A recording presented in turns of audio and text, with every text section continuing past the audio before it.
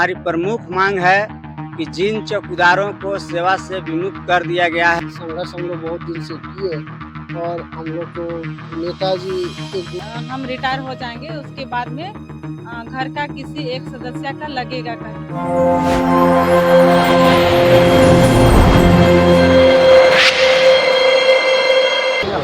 नमस्कार, जोहार। आदिवासी दुनिया में आपका स्वागत है। ये ना है समाचार, ये है जनता के विचार और मैं हूं आपके साथ गायत्री शर्मा। राजभवन के समक्ष दफादारों और चौकीदारों की अनिश्चितकालीन धरना आज से शुरू हो रहा है। जी हाँ, पहले मैं विजुअल के माध्यम से आपको दिखाना चाहूंगी कि यहाँ पर तमाम जिलों से, झारखंड के तमाम जिले से वे लोग आए हैं जो चौकीदारी जैसे प्रोफेशन में लगे हुए हैं, लगातार अपनी सेवा दे रहे हैं। आप एक बार विजुअल के माध्यम से जरूर देखिए कि कई सालों से अपने मांगों को लेकर के ये जगह जगह पर सरकार से गुहार आया है। सरकार बदलती जा रही है लेकिन मांगे जो है इनकी जायज है।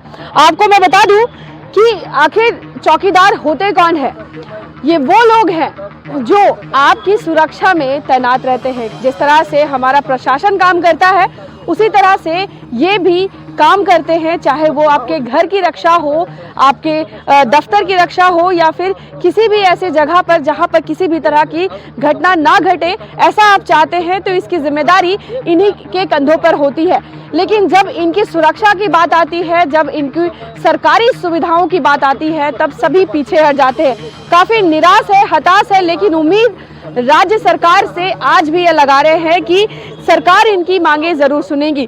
फिर चाहे वो सेवानिवृत्त होने के बाद उनके परिवार के एक लोग को नौकरी रोजगार देने की बात हो या फिर सरकारी सुविधा या बीमा हो, पेंशन इन्हें मिलता है, लेकिन किसी भी तरह की स्वास्थ्य जैसे आयुष्मान कार्ड हो गया, लाल कार्ड हो गया, बहुत सारी चीजें हैं जो जिनके हकदार ये हैं। सरकार को भी इनकी मांगों के साथ साथ तमाम सुविधाओं पर भी ध्यान देना चाहिए कि कहीं ना कहीं ये अपने जान को जोखिम में डाल करके समय से पूर्व किसी भी अप्रिय घटना की अगर कोई आपको अवगत करा सकते हैं तो यही लोग होते हैं, क्योंकि 24 घंटा ये तैनात होते हैं। चलिए, 6 सूत्री मांगों को लेकर के आज यहाँ पे धरना पे है।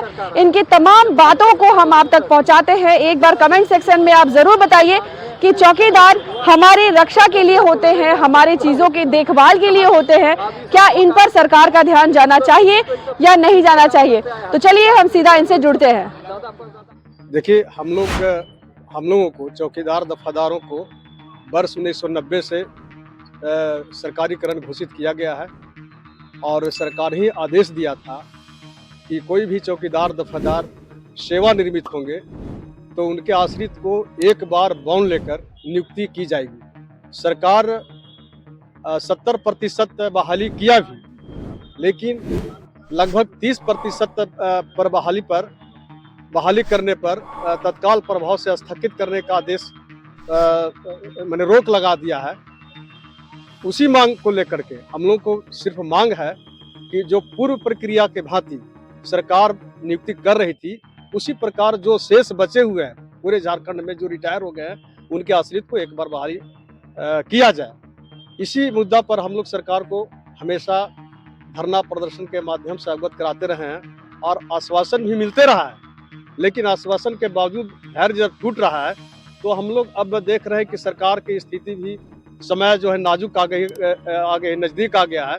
तो हम लोग पुनः ये धरना के माध्यम, अनिश्चितकालीन धरना के पर बैठ करके उनसे मांग कर रहे हैं कि हम लोग को ये जो मांग है, जो जटिल मांग है, उसको हम लोग को पूरा कर दिया। सरकारी जो हम लोग को ये सरकारी संस्था है ना, तो हम लोग को जो ड्यूटी है, मूलभूत हम लोग को जो कार्य है चौकीदारों का, वो उसका बीट होता है। तो अपने बीट में ही चौकीदार दफादारों को रहना है और बीट में नहीं रह करके पदाधिकारी, कलेक्टर, एसपी का निर्देश हो जाता है कि नहीं, चौकीदार दफादार हमारा थाना में ही काम करेगा, बैंक ड्यूटी करेगा, कैदी स्काउट करेगा, तो वही करता है और अपना क्षेत्र का समय पर सूचना जो होना चाहिए वो समय पर सूचना नहीं दे पाता है, जिसके चलते कहीं कहीं प्रिय घटना भी घट जाती है।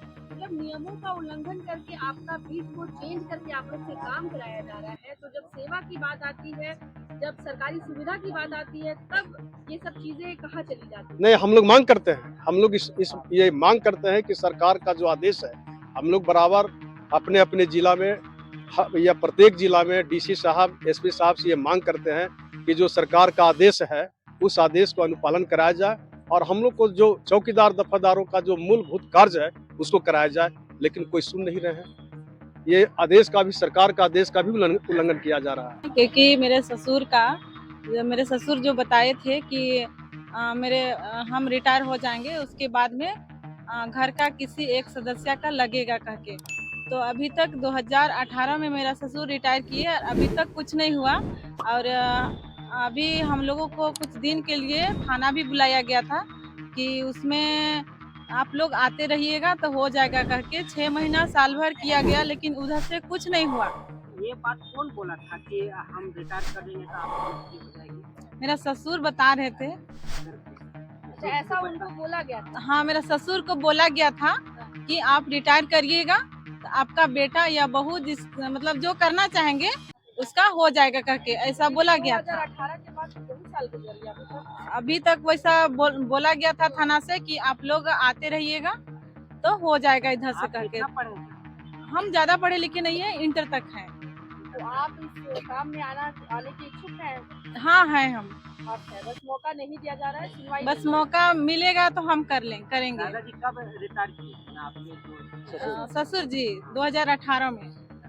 हाँ, वैसा कुछ प्रोसेस नहीं हुआ है। आज हम लोग झारखंड राज्य दफदार चौकीदार पंचायत के बैनर तले अनिश्चितकालीन धरना प्रदर्शन पर रांची में आए हैं।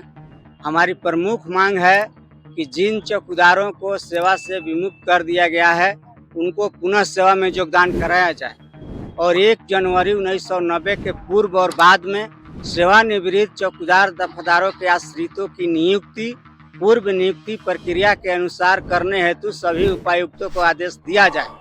माननीय मुख्यमंत्री श्री हेमंत सोरेन जी से हमारी मांग है कि ये दोनों मांगों को पूरा करने के लिए भारतीय संविधान के अनुच्छेद 16 के उप अनुच्छेद 4 की भावना के आलोक में तत्काल अध्यादेश जारी करें या झारखंड विधानसभा से ग्राम चौकीदार संशोधन विधेयक 2023 पारित करावें। हमारी मांग है कि सेवा विमुक्त और सेवानिवृत्त चौकीदार दफदारों के आश्रितों के रिक्त पदों पर जिन जिलों में विज्ञापन निकाला गया है उस पर तत्काल रद्द किया जाए और जिन जिलों में विज्ञापन नहीं निकला है उस पर रोक लगाने का आदेश दिया जाए। ये हमारी प्रमुख मांग है। माननीय मुख्यमंत्री जी को आपके चैनल के माध्यम से हम बताना चाहते हैं कि चौकीदारी व्यवस्था इस देश की सबसे पुरानी प्रशासनिक व्यवस्था है और ये बुनियादी व्यवस्था है। अंग्रेजों ने इनको कोडिफाइड किया, अधिनियम बनाया, नियुक्ति प्रक्रिया और कर्तव्य और दायित्व निर्धारित किया और 1 जनवरी 1990 से हम लोग सरकारी हैं। हमारे पूर्वज जोखिम भरा काम किए थे और 2-4 रुपया में किए थे और उनको जब हम सरकारी हो गए तो हमको सरकार संघर्ष के बदौलत एक बार मौका दी है आश्रितों को बहाल करने के लिए। ये सरकार का स्पष्ट ऑर्डर था कि जो चौकीदार दफदार 1 जनवरी 1990 के बाद सेवानिवृत्त होंगे उनके एक नामित आश्रित एक बार अपवाद स्वरूप बॉन्ड लेकर के सभी नियमों और प्रक्रियाओं को शिथिल करते हुए नियुक्त किए जाएंगे। तो इस आदेश के तहत 60 से 70% बहाल हो चुके हैं और जो 25 से 30% बचे हुए उनकी बहाली नहीं होगी तो उनके साथ अन्याय होगा। तो हमारा संघर्ष न्याय के लिए है। माननीय मुख्यमंत्री जी से हमारी बातचीत कई बार हुई, उन्होंने कभी इनकार नहीं किया कि हम ये काम नहीं करेंगे। वो कहे कि हम ये काम जरूर करेंगे, लेकिन हमारे नेता रहे हैं डॉक्टर राम मनोहर लोहिया, राम अवधेश सिंह और उनके नीति सिद्धांत के अनुसार हम लोग चलते हैं। उन लोगों का कहना था कि कानून खेत खलिहान और सड़कों पर बनते हैं और संसद और विधान मंडलों में मुहर लगती है। तो जब तक इनको न्याय नहीं मिल जाता है तब तक हमारा संघर्ष चलता रहेगा। आपके चैनल के माध्यम से हम सरकार को बताना चाहते हैं कि जो चौकीदारी व्यवस्था का मूल उद्देश्य है उसको थाना प्रभारी पूरा नहीं होने दे रहे हैं। सरकार का आदेश है कि अपने बीट में रहेंगे, अपने गांव में, अपने कार्य क्षेत्र में काम करेंगे, लेकिन इनको जो काम करने से रोक लगाई है सरकार वही काम पुलिस पदाधिकारी कर रहे हैं, जिसके चलते जनहित और राजहित प्रभावित हो रहा। तो ये बहुत इनकी जो सूचना होती है बहुत महत्वपूर्ण होती है, इस माने में कि ये पुसुद और पुसुद काम करते आए हैं। या बहुत ऐसी सूचना होती है जो सरकार के किसी रिकॉर्ड में नहीं मिलती है, वो मुँहे मुँहे आई है, वही लोग बता सकते हैं। फर्ज के लिए मान लीजिए कि पहले बहुत पुराने जमाने में कोई परिवार बहुत मजबूत था, आज कमजोर हो गया है, तो इस प्रकृति के तहत जो आपराधिक घटनाएं घटती है तो उसके बारे में सही रिपोर्ट चौकीदार के अलावा कोई नहीं दे सकता। तो ये हमारा मामला है, तो इस पर सरकार को गौर करना चाहिए और हमारी मांगों को पूरा करना चाहिए, और जब तक ये पूरा नहीं करेंगे हमारा संघर्ष चलता रहेगा। जैसा कि आपने बोला कि चौकीदार का काम अब थानेदार लोग करते हैं, इस बात से क्या अभिप्राय है आपका? हैं? जैसा कि आपने बोला कि चौकीदारों के कार्यों को अब थाना कर रहे हैं, थाना के सिपाही लोग कर रहे हैं, तो इस बात से क्या मतलब है आपका? इसका मतलब ये है कि चौकीदार का जो मूल काम है, जैसे मान लीजिए कि आज रांची में कोई अभी घटना घट जाती है तो देश दुनिया के लोग 10 मिनट में जान जाएंगे कि रांची में ये घटना घट गई। लेकिन जो घटना घटने वाली है उसके बारे में आगे सरकार को बताना सबसे इनका महत्वपूर्ण काम है। जब ये अपने कार्य क्षेत्र में नहीं रहेंगे तो ये कैसे बता सकते हैं कि कौन आपराधिक प्रवृत्ति के लोग योजना बना रहा है कि अमुक परिवार को कल साफ कर देना है, उसको खत्म कर देना है। अगर उस क्षेत्र में रहेंगे तब तो उनको मालूम चलेगा कि ऐसा प्लानिंग लोग बना रहा है, और सरकार को सही समय पर सूचना देंगे तो उनकी जान जाने वाली है, बच सकती है। ये इनका काम, और ये काम नहीं कराते हैं। सरकार रोक लगाई है कि बैंक ड्यूटी, रोड ड्यूटी, कैदी स्क्वाड, डाक ड्यूटी चौकीदारों से नहीं कराना है और बीट में इनसे काम कराना है। लेकिन आप पता कर सकते हैं कि चौकीदारों से ये सब काम कराया जाता है। और सबसे बड़ी बात ये है कि नीचे से थाना प्रभारी लोग रिपोर्ट करते हैं सरकार के यहाँ कि चौकीदार कोई काम नहीं करते, हम लोग ढो रहे हैं। इस तरह का नाइंसाफी ये लोग करते हैं। इनको फुर्सत नहीं है, जो काम नहीं करना है वही काम ये लोग कराते हैं। और थाना में नहीं रहना है, इनको हर रात में अपने बीच में रहना है।